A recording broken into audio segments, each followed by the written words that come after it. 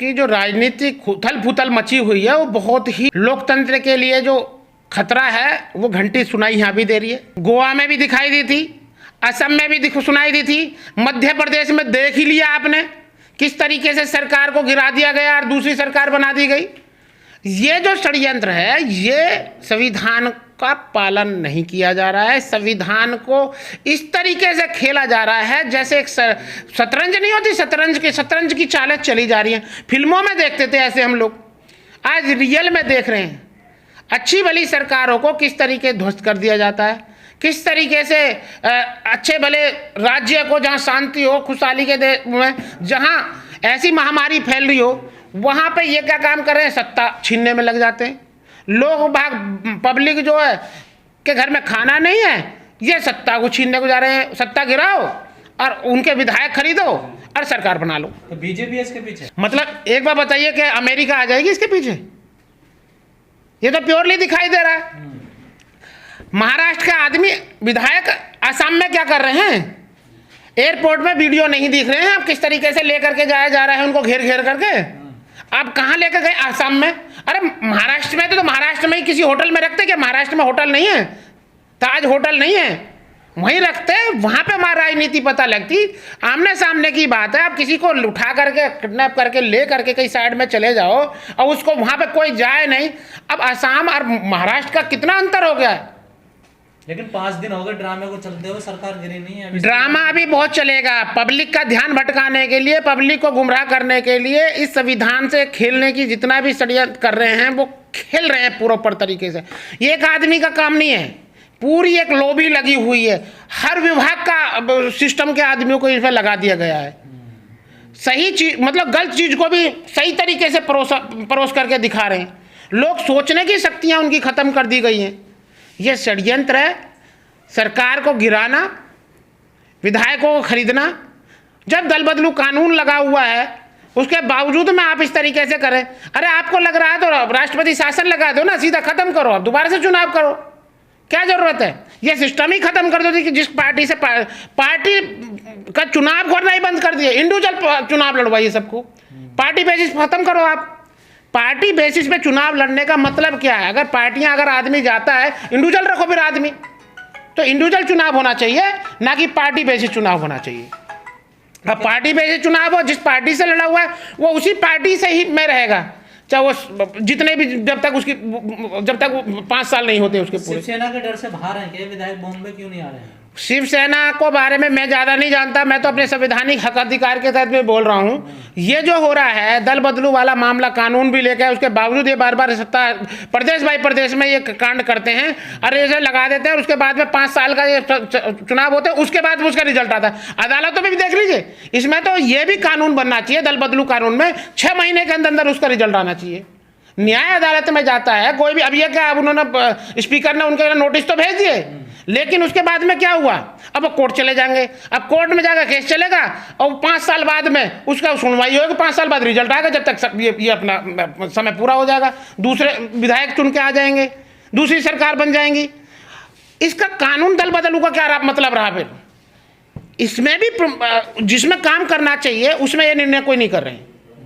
सिर्फ और सिर्फ सत्ता इनके हाथ में होनी चाहिए। देश को किस तरीके से लूटना है ये लूट रहे हैं।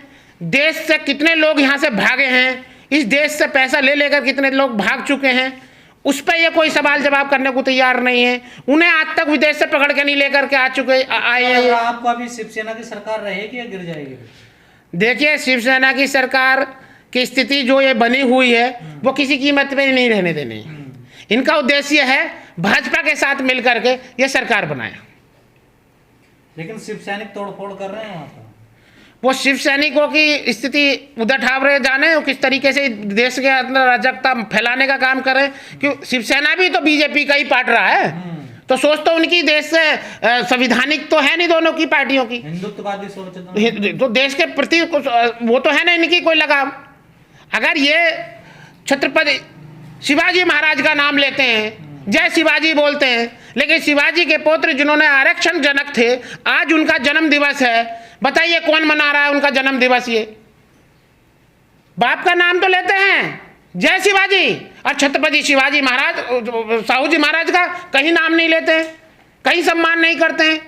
उन्होंने देश के लिए क्या नहीं किया।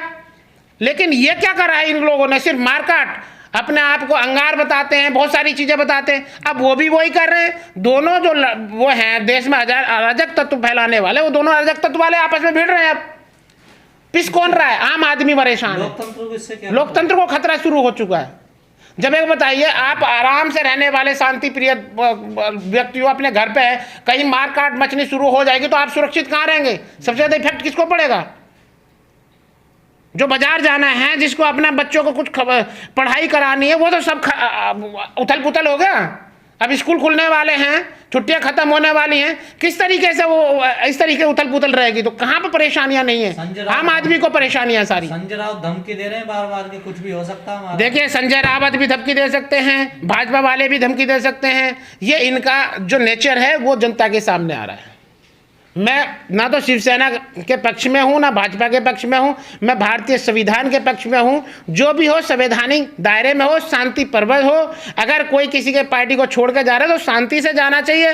अरे जो भी हो उसी स्टेट के अंदर उन्हें रहना चाहिए। स्टेट से बाहर जा करके आप किसी जगह पे पहुँच जाएँ, गुप्त पहुँच जाएँ, गुफाओं में घुस रहे हैं, छिप रहे हैं। अपहरण जैसे हो जाता है ना, किसी का अपहरण करके लेके चले गए या कोई क्राइम करके अंडरग्राउंड हो जाता है।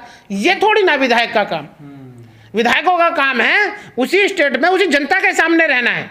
वो अपनी बात रखें, जनता के सामने रखें, पब्लिक के सामने रखें, तब अच्छा लगता है, तब लोकतंत्र की बात आती है। आप कहीं भी जाओ, किसी भी पार्टी में जाओ, कौन रोकता है? सागर जी, जो उद्धव ठाकरे संजय राउत हैं, क्या पकड़ नहीं है इनकी सरकार में या अपने विधायकों पर?